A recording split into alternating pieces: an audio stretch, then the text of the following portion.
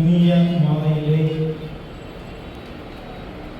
ஈரோடு வடக்கு மாவட்டத்திலே மிக சிறப்பாக நடைபெற்றுக் கொண்டிருக்கும் ஓபிசி அணியின் மாவட்ட நிர்வாகிகள் அறிமுக கூட்டம் மற்றும் மாநில மாநாட்டுக்கான ஆலோசனை கூட்டம் இதற்கு தலைமையேற்று நடந்து கொண்டிருக்கும் பிரகாஷ் மாவட்ட தலைவர் ஓபிசி அணி, வரவேற்புரையாற்றிய பாலகிருஷ்ணன் மாவட்ட பொதுச் செயலாளர் ஓபிசி அணி, முன்னிலை வைத்துக் கொண்டிருக்கும் ராமநாதன் முன்னாள் எம்எல்ஏ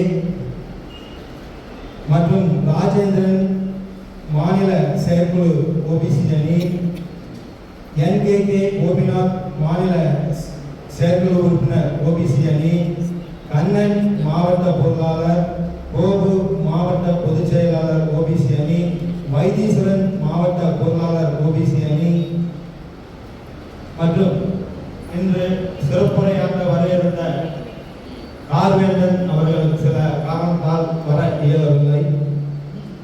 இந்த ஈரோடு வடக்கு மாவட்டத்தின் காவல்துறை தளபதி அன்புக்குரிய நண்பர் செந்தில்குமார் மற்றும் நமக்கெல்லாம் இங்கே சிறப்பாக வழிகாட்ட வந்திருக்கும் மூத்த முன்னோடி, மூத்த காரியகர்த்தர், நம்மையெல்லாம் அன்பாக மிக சிறப்பாக அரவணைத்துக் கொண்டு செல்லும் கருமுத்து தியாகராஜன் அண்ணன் அவர்கள் மற்றும் மாவட்ட துணைத் தலைவர்கள் கராத்தை குட்டி குறைந்தவேல், காளியப்பன், நல்ல சிவம், லோகநாதன், சந்திரசேகர், மாவட்ட செயலாளர்கள் ராஜேந்திரன், KS ரகுபதி, ரஞ்சித் குமார், செந்தில்பேட் மற்றும் அனைத்து மண்டல தலைவர்களும் மற்றும் மாவட்ட செயற்குழு உறுப்பினர்கள் மற்றும் நன்றியுரையாற்ற இருக்கும் நந்தகுமார் அனைவருக்கும் என் முதல்கண் வணக்கத்தை தெரிவித்துக் கொண்டு ஓபிசி அணியை பற்றி மிக சிறப்பா நம்ம கிட்ட வந்து உரையாற்றுறதுக்கு நம்மளுடைய மாநில துணைத் தலைவர் கருமுத்து தியாகராஜன் வந்திருக்காங்க. சில அரசியல் நிகழ்வை மட்டும் நான் உங்களிடம் பகிர்ந்து கொள்கின்றேன். வேரோடு வேறாக வேரடி மண்ணாக நமது இப்போது ஆட்சியில் இருக்கும் திமுகவை நாம் அகற்ற வேண்டும். அதற்காக ஓபிசி அணி சார்பாக சில சபதங்களை நாம் மேற்கொள்ள வேண்டும். நமது பாரதிய ஜனதா கட்சி வந்து மிக உன்னதமான ஒரு கட்சி, அற்புதமான ஒரு கட்சி. இந்த பாரதிய ஜனதா கட்சியில் நாம் தொண்டராக இருப்பதே ஒரு பெருமை. அதில் பொறுப்பாளராக இருப்பது நாம் ஏதோ ஒரு காலத்தில் ஒரு புண்ணியம் செய்திருப்போம். அதன் காரணமாக தான் நாம் இந்த பாரதிய ஜனதா கட்சியில் பொறுப்பாளராக இருந்து கொண்டிருக்கின்றோம். நீங்க மற்ற கட்சிக்கு நிறைய வித்தியாசம் இருக்கு. யாரு வேணாலும் தலைவர் ஆகலாம், யாரு வேணாலும் எம்எல்ஏ ஆகலாம், யாரு வேணாலும் எம்பி ஆகலாம். அப்படி ஒரு உன்னதமான கட்சி நம்ம பாரதிய ஜனதா கட்சி. தீய சத்தியம் திமுக எடுத்துட்டீங்கன்னா பொய்ய மட்டுமே சொல்லி அரசியலுக்கு வந்து ஆட்சி பிடிச்சீங்க திமுக. இதை வந்து நீங்க வந்து அவங்க போய் ஒவ்வொரு மக்கள்கிட்டையும் சொல்றது, நான் நல்லது செய்யறேன், நான் நல்லது செஞ்சுட்டேன், மக்களுக்கு நான் இதை செஞ்சு அதை செஞ்சேன், அவங்க மேல ஒரு விஷயத்தையும் கூட சொல்ல முடியாது. ஏன்னா இன்னைக்கு எல்லாரும் பார்த்துட்டு இருக்கிறாங்க, தமிழ்நாட்டில் எத்தனையோ ஒரு அவல நிலை நடந்துட்டு இருக்கு. இப்ப சமீபத்தில் பழைய கதையில ஒரு சமீபத்தில் நடந்தது, இந்துக்கு எதிரான கட்சி அப்படின்னு சொன்னோம்னா அது திமுக தான். திமுக ரெண்டு விஷயத்தை வந்து முன்னெடுத்தாங்க. ஒரு விஷயம் பணம், ரெண்டாவது பணம். இந்த ரெண்டு விஷயத்தை தான் அரசியல்ல வந்து முன்வைச்சாங்க. பணத்தை இப்ப நீக்கியாச்சு. இப்ப வந்து நம்ம மோடி கொண்டு வந்து சீர்திருத்தம், இந்த இப்ப நம்ம எல்லாமே முடிச்சிருப்போம். வாக்காளர் சீர்திருத்த பட்டியல வந்து நம்ம அந்த பணமா இருந்ததை பூரா நீக்கியாச்சு. இப்ப ஃப்ரெஷ் ஆச்சு. இதுல வந்து நம்ம அப்படி அரசியல் செய்யணும், நம்ம எது மாதிரி விஷயத்த மக்கள்கிட்ட கொண்டு போய் சேர்த்தோம் அப்படிங்கிறது நிறைய விஷயம் இருக்கு. இன்னைக்கு நேரத்துக்கு பார்த்தீங்கன்னா ஒரு விஷயம், இப்போ அங்க பார்த்தீங்கன்னா டிவி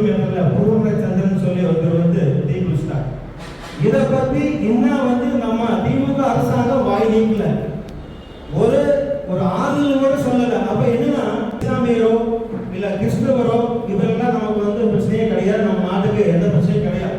ஆனா இப்ப இருக்கிற ஒரே பிரச்சனை திமுக மட்டும். இப்போ நேற்று கூட ஒரு இஸ்லாமிய பெண்மணி வந்து ஒரு பேட்டி கொடுத்துருந்தாங்க, யூடியூப்ல பார்த்தோம். எங்களுக்கும் இதுக்கு எந்த பிரச்சனையும் இல்லைங்க, நாங்க வந்து தீபம் ஏற்ற வேண்டாம்னு சொல்லவே இல்லைங்க. இவையெல்லாம் வந்து ஒரு நாங்க இதுல எங்களுக்கு தலையீடே இல்லை அப்படின்னு சொல்லி ஒருத்தர் சொல்லியிருக்காங்க.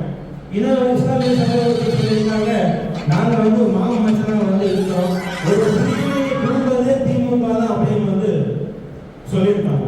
இது மாதிரி ஒரு தீய சக்தியை நம்ம வேரோடு வேற எடுக்கணும் அப்படின்னா நம்ம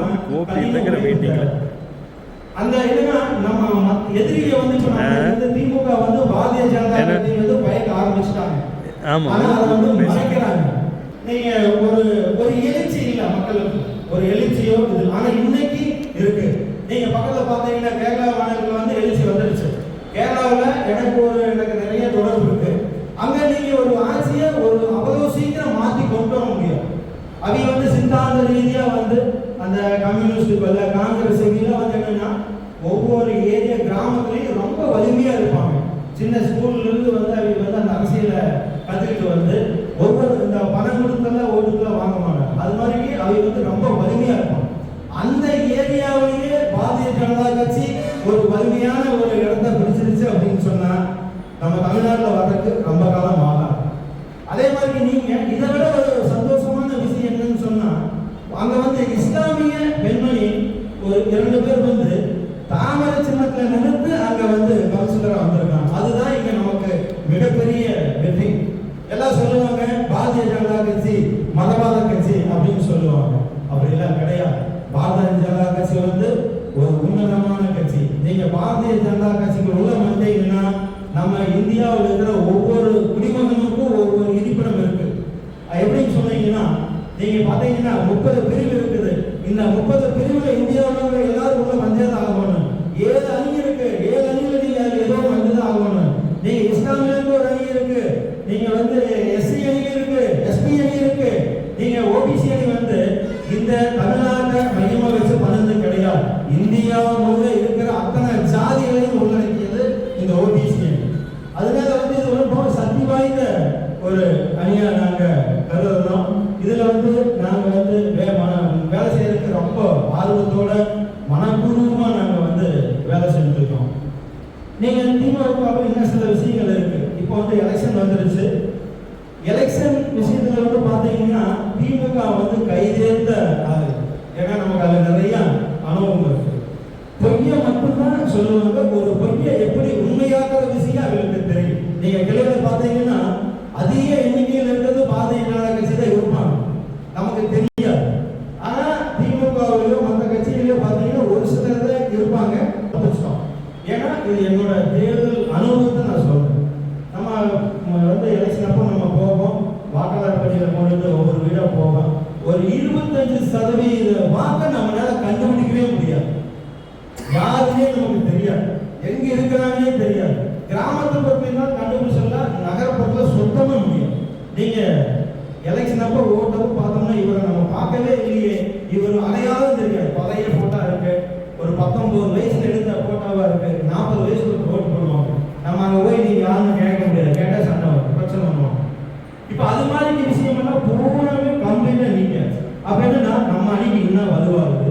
நல்லா ஓட்டு போடுற மக்கள் மட்டும் நம்ம இருக்காங்க. அவங்க போய் நம்ம கட்சியோட விஷயத்தை எடுத்து சொன்னோம்னா கண்டிப்பா 2026ல மிகப்பெரிய ஒரு மாற்றத்தை ஏற்படுத்தலாம். நீங்க வந்து இந்துக்கு விரோதமான கட்சி என்னன்னா, இந்து விரோத கட்சி என்னன்னா அது வந்து திமுக தான். அதை வந்து நம்ம மக்களிடத்துல எடுத்துட்டு போனாவே கண்டிப்பா வந்து ஒரு மிகப்பெரிய ஒரு மாற்றத்தை கிடைக்கும். ஏன் அதுல வந்து நம்மளால பிரிக்க முடியல அப்படின்னு சொன்னா இரட்டை வேடம் போடுவோம். திமுக காரர் வந்து எப்பவுமே இரட்டை வேடம் போடுவோம். நீங்க வந்த மரியாதை வச்சு மிகப்பெரிய கடவுளே இல்லை அப்படின்னு சொல்லி அதை கட்சி தலைமையில பேசிட்டு வருவாங்க. அவைதான் நம்ம ஊர்ல முதல் காப்பி எடுத்து போய் நம்ம விநாயகருக்கு ஒருவருக்கு அவைதான் வந்து படைப்பாங்க. அப்ப என்னன்னா மக்களிடத்துல ஒரு வேடம், நீங்க தலைமைக்கு ஒரு வேடம். நீங்க அதே மாதிரி தலைமையில் இருக்கிறத பாத்தீங்கன்னா நீங்க வந்து எல்லாமே வந்து என்ன கிறிஸ்துமஸுக்கு வாழ்த்து சொல்லுவாங்க, ரம்ஜானுக்கு வாழ்த்து சொல்லுவாங்க. ஆனா விநாயகர் சதுர்த்திக்கு வாழ்த்து சொல்ல மாட்டாங்க, தீபாவளிக்கு வாழ்த்து சொல்ல மாட்டாங்க. ஏன் அப்படின்னு சொன்னோம்னா அவைகளுக்கு கூட அந்த கணிசமான ஓட்டு வந்துரு அப்படிங்கிற ஒரு நோக்கத்தோடு அவை வந்து என்ன பண்றாங்கன்னா பிடிச்சு வச்சிருக்காங்க. ஜாதி பிரச்சனையை தூண்டுறது அப்படின்னு சொன்னோம்னா அதுவும் திமுக. நம்ம கட்சிக்குள்ள எஸ்சி அணி இருக்குது, ஓபிசி அணி இருக்குது, மற்ற எல்லா ஜாதியும் நம்ம பாரதிய ஜனதா கட்சியில இருக்கு. நீங்க நம்ம அணியில இந்துக்கள் இருக்காங்க, முஸ்லீம் இருக்காங்க, யாராவது ஒருத்தருக்கு கருத்து வேறுபாடு வந்ததா, யாராவது ஒருத்தர் சண்டை கட்டிட்டா நீங்க ஒரு பக்கம் சொல்லுங்க பார்க்கலாம், நிச்சயமா இல்லை. ஏன் அப்படின்னா அவைய வந்து அந்த ஒரு தோல்வியை உள்ளடக்கி இருக்காங்க. நீங்க தாழ்த்தப்பட்ட சொன்னோம்னா அவையில வந்து வேணுமே தோண்டி விட்டு ஒரு ஜாதி கலவரத்தை தோன்றது ஆறுனா அது வந்து திமுக மட்டும்தான். அதே மாதிரி ஒரு மத கலவரத்தை தோன்றது ஆறு அப்படின்னு சொன்னோம்னா அது திமுக மட்டும்தான், வேற யாருமே கிடையாது. கடவுளே சொல்லி வந்திருக்கான் பாரு திமுக, அவன் அதை விட ஒரு ஆபத்தான ஒரு விஷயம். கடவுளே இல்லைன்னு சொன்ன திமுககாரன் வந்து அல்லாஹ் இல்லைன்னு சொல்ல மாட்டான், கிறிஸ்தவ இல்லைன்னு சொல்ல மாட்டான், விநாயகர் இல்லையுமா முருகன் இல்லையுமா. ஏன் அப்படின்னா நம்ம தட்டி கேட்காத ஒரே ஒரு குறை மட்டும்தான் இருக்கு. இதே போய் திமுககார கடவுள் இல்லைன்னா அப்ப கடவுள் இல்லைன்னு தான் சொல்லணும். ஆனா அவன் என்ன பண்றான், ஓட்டுக்கோசரம் நம்ப வைக்கணும். இதே நம்ம ஊர் பக்கத்துல இருக்கான், கருப்பு தான் போட்டுருப்பான். அவன் வந்து சொன்னா வந்து என்ன பண்றான்னா உடனே கோயில் விசாரத்துக்கு நாடகம் நடிக்க போவான். போய் என்ன காலை பேசம் போட்டு ஆடுவான், மாரியம்மன் பேசம் போட்டு ஆடுவான். நான் ஒரு நாள் கூப்பிட்டேன், ஒண்ணு நீ சட்டை கழுவு, இல்லைன்னா சாமி வேஷம் போடாத அப்படின்னு சொல்லி ரொம்ப ஸ்ட்ரிக்டா சொன்னேன். போட்டா என்ன ஒண்ணு மாட்டான், போட்டா கல்லடி தட்டு பண்ணா நீ வந்துருவோம் நாங்க வந்துருவோம் அப்படின்னு. அதுல இருந்து அவன் கருப்பு சட்டை கழட்டிட்டான். கருப்பு சட்டைக்கு போறது இல்லை. என்ன காரணம் அப்படின்னா அவன் நம்மளை பூரா ஏமாத்திட்டு இருக்காங்க. அதை நம்ம மாற்றணும். அதாவது அவனுக்கு வந்து நம்ம அதாவது வேணும்னே ஒரு வந்து என்ன சொன்னாலும் கேட்டுக்கோ அப்படின்னு சொல்லுவாங்க. அது மாதிரி அவன் வேணும்னே ஒரு நம்ம மதத்தை பத்தியோ நம்மளை பத்தியோ நம்ம எந்த சாமியும் இல்லைன்னு சொல்லு. இப்ப நமக்கு அற்புதமான தலைவர் பாரத பிரதமர் கிடைச்சிருக்காங்க. இது மாதிரி எங்கேயுமே கிடைக்கல. உலக நாடு பூரா அப்படியே வந்து வரவேற்கிறாங்க, அப்படியே வரவேற்கிறாங்க. ஆனா நம்ம இருக்கிற தமிழ்நாடு மட்டும்தான் இருக்குது. உலகத்தில் இருக்கிற அத்தனை வல்லரசு நாடுக்கும் குருவா போட்டாங்க மோடிஜியை, நம்ம மோடிஜியை, நரேந்திர மோடிஜியை. ஆனா இங்க இருக்கிற தமிழ்நாடு மட்டும்தான் கருப்பு பணியாற்றுறாங்க. என்ன காரணம்? இப்ப இந்தியாவுல எல்லா பக்கமும் மாற்றம் ஏற்பட்டது. தமிழ்நாட்டில் பயம் வந்து விட்டது, நிச்சயமாக பயம் வந்து விட்டது. ஒவ்வொரு நிமிஷம் பயக்கிறாங்க. முதல்ல வந்து இந்து கடவுளை வந்து பேசுனா திமுக ஒரு பதவியை சேர்த்து கொடுப்பாங்க. இன்னைக்கு இந்துவை பத்தி பேசுனா பதவியில் இருந்து எடுக்கிறாங்க. அப்போ நம்ம ஜெயிக்கிறோம். அவைகளுக்கு தெரியுது நம்மளோட பலம் என்னன்னு அவைகளுக்கு தெரிய ஆரம்பிக்குது. அப்போ இதெல்லாம் நம்ம வந்து புரிஞ்சு 2026 எப்படிலாம் திமுகவை தோற்கடிக்கணும், என்னென்ன விஷயத்தையெல்லாம் கொண்டு போய் கிளை ரீதியா சேர்க்கணும் அப்படிங்கிறத நம்ம முடிவெடுக்கணும். முதல் விஷயம், அவைய சொன்ன எந்த திட்டத்தையும் நிறைவேற்ற கிடையாது. எந்த ஒரு திட்டத்தையும் முழுமையாக நிறைவேற்ற கிடையாது. ஆனா இன்னைக்கு போய் பாத்தீங்கன்னா பூரா நாங்கெல்லாம் வந்து செஞ்சோம் அப்படிமா. இன்னைக்கு தமிழகம் வந்து ரொம்ப தட்டச்சு இருக்கு.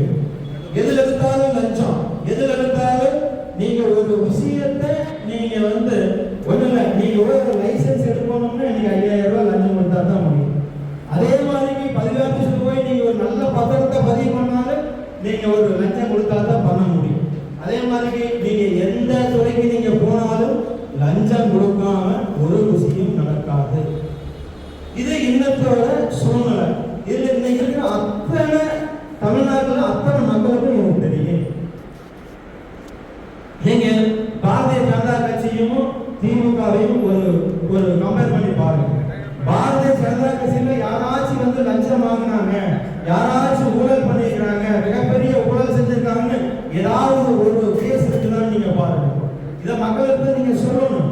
அதே மாதிரி திமுக பாருங்க, அத்தனை பேருக்கு லஞ்சம் வாங்கணும், சொத்து குவிப்பு, அத்தனை பிரச்சனை பூராமே போட்டு பூரா அங்க இருக்காங்கன்னா திமுகவில்.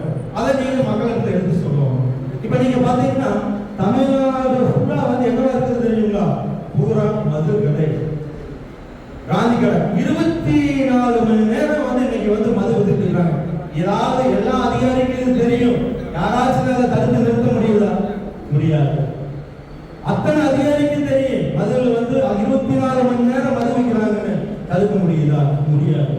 நீங்க ஏதாச்சும் ஒரு காவல் நிலையத்தில் போய் நல்ல விஷயத்தை பசங்க நீங்க வந்து ஒரு கம்ப்ளைண்ட் கொடுத்துட்டு சரியான தீர்வு உங்களுக்கு கிடைச்சிருமா? முடியாது. தமிழ்நாடு போதையில் தத்தனை இளைஞர்கள் மாறிட்டாங்க. இன்னைக்கு வந்து இளைஞர்கள் பூரா மூளை செலவு பண்ணியாச்சு.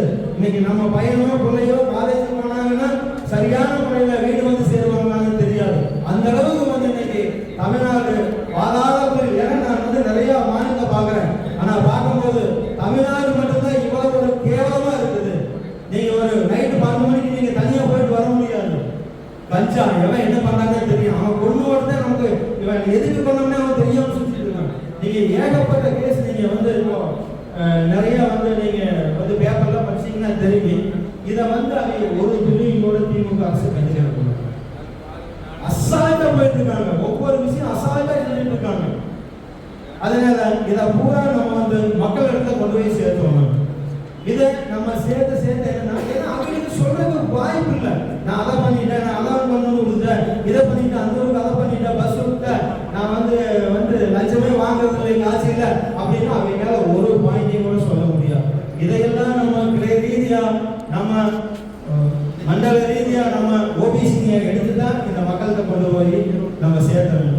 சேர்த்துட்டு 2026 மிகப்பெரிய ஒரு வெற்றியை நம்ம பாரதிய ஜனதாவுக்கு நம்ம